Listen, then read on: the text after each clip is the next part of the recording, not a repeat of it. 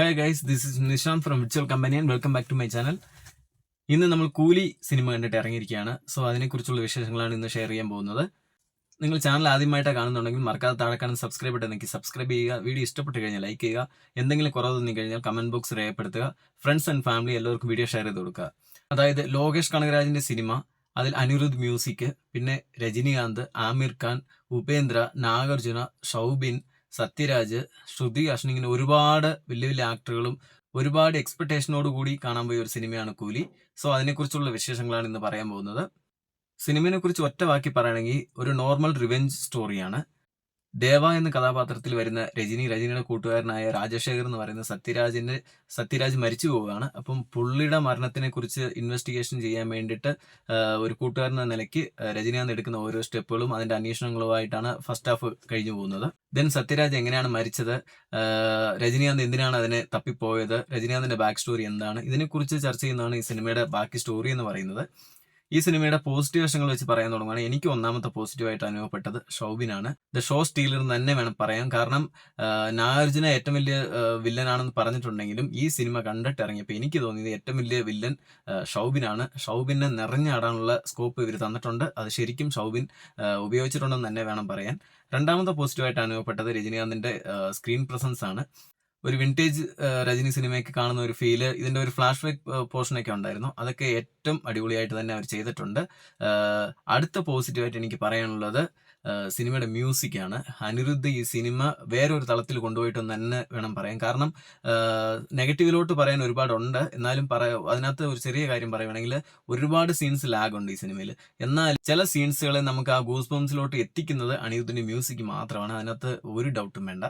പിന്നെ അടുത്ത പോസിറ്റീവായിട്ട് പറയാനുള്ളത് ഈ സിനിമയുടെ ഓരോരുത്തർ ആക്ടിംഗ് ആണ്. ഇപ്പം ഞാൻ പറഞ്ഞ പോലെ ആമിർ ഖാനും ഉപേന്ദ്ര, ശ്രുതി ഹാസൻ ഇവരൊക്കെ ഉണ്ടെന്ന് പറഞ്ഞാലും ഇവർക്കൊക്കെ ചെറിയ ചെറിയ റോളുകളാണ്. പക്ഷേ ഷൗബിന്, രജനികാന്ത്, നാഗാർജുന ഇവർക്കൊക്കെ അത്യാവശ്യം നല്ലൊരു സ്കോപ്പ് തന്നെ ഈ സിനിമയിൽ കിട്ടിയിട്ടുണ്ട്. അതെല്ലാം അവർ നല്ലപോലെ തന്നെ ചെയ്തിട്ടുണ്ട്. പിന്നെ നാഗാർജുനയുടെ മകന്റെ ഒരു ലവറായിട്ട് വരുന്ന ഒരു ലേഡിയുണ്ട്. അവരുടെ പോർഷൻ എനിക്ക് വളരെയധികം ഇഷ്ടപ്പെട്ടു. അവരുടെ ആക്ടിങ് നല്ലതായിരുന്നു.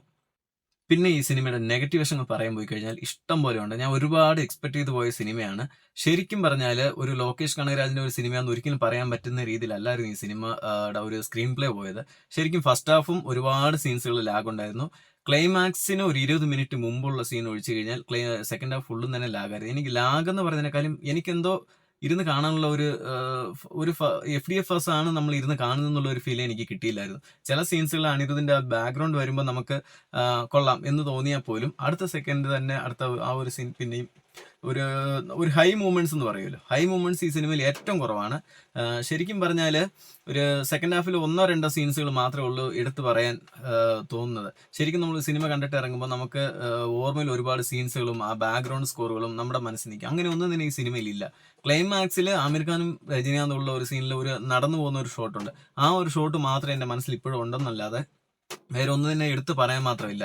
ഇൻട്രോ ബ്ലോക്ക് കൊള്ളായിരുന്നു. ക്ലൈമാക്സിന് ഒരു 20 മിനിറ്റ് മുമ്പ് കൊള്ളായിരുന്നു. അതിനു മുമ്പ് ഈ സിനിമയിൽ ഒന്നും തന്നെ എനിക്ക് എടുത്ത് പറയാനായിട്ട് ഒന്നും തന്നെ ഇല്ല ഈ സിനിമയിൽ. ശരിക്കും പറഞ്ഞാൽ നിങ്ങൾ ഈ സിനിമ കാണാൻ ആഗ്രഹിക്കുന്നുണ്ടെങ്കിൽ ഒട്ടും എക്സ്പെക്ടേഷൻ ഇല്ലാതെ ബ്ലാങ്ക് ആയിട്ട് ഒരു സിനിമ കാണാൻ പോകുന്ന രീതിയിൽ പോവുകയാണെങ്കിൽ നിങ്ങൾക്ക് ചിലപ്പം സാറ്റിസ്ഫൈഡ് ആയേക്കാം. അല്ലാണ്ട് LCU എന്നോ ലോകേഷ് കനകരാജിന്റെ സിനിമയെന്നോ രജനികാന്തിന്റെ സിനിമയെന്നോ അല്ലെങ്കിൽ ലോകേഷ് അനിരുദ്ധിന്റെ കോമ്പോയിൽ വരുന്ന സിനിമയെന്നോ അങ്ങനെ എന്തെങ്കിലും ഒരു എക്സ്പെക്ടേഷൻ ഉണ്ടായിരുന്നെങ്കിൽ അത് തീർത്ത് കളഞ്ഞേക്കാം, അല്ലെങ്കിൽ സിനിമ കാണാതിരിക്കുക. ഇതേ ഉള്ളൂ. ജസ്റ്റ് ഒരു സിനിമ കാണുന്ന ഒരു രീതിയിൽ പോയി കാണുവാണെങ്കിൽ കുഴപ്പമില്ല. ഓൺ ടൈം വാച്ചബിൾ സിനിമയാണിത്. സർട്ടിഫൈഡ് എന്ന് പറഞ്ഞാൽ പോലും സെക്കൻഡ് ഹാഫ് മാത്രമേ ഉള്ളൂ, ചില ഫൈറ്റ് രംഗങ്ങളും കാര്യങ്ങളും മാത്രമേ ഉള്ളൂ സർട്ടിഫൈഡ് എന്ന് പറഞ്ഞാൽ. അല്ലാതെ വൃത്തികേടായിട്ട് വേറെ ഒരു സീൻസ് തന്നെ ഈ സിനിമയിലില്ല. പിന്നെ ഗിരീഷ് ഗംഗാധരന്റെ സിനിമാറ്റോഗ്രാഫി ഏറ്റവും നല്ലതായിരുന്നു. ടെക്നിക്കൽ വശങ്ങളെല്ലാം ഓക്കെയാണ്. പക്ഷേ സിനിമയുടെ ഒരു മെയിൻ കുറവെന്ന് പറയുന്നത് സിനിമയുടെ സ്ക്രീൻ പ്ലേ ആണ്. ഒരുപാട് ലെങ്തി ആയിട്ട് പോകുന്ന പോലെ എനിക്ക് ഒരുപാട് തവണ എനിക്ക് ആ ഫീൽ ചെയ്തു.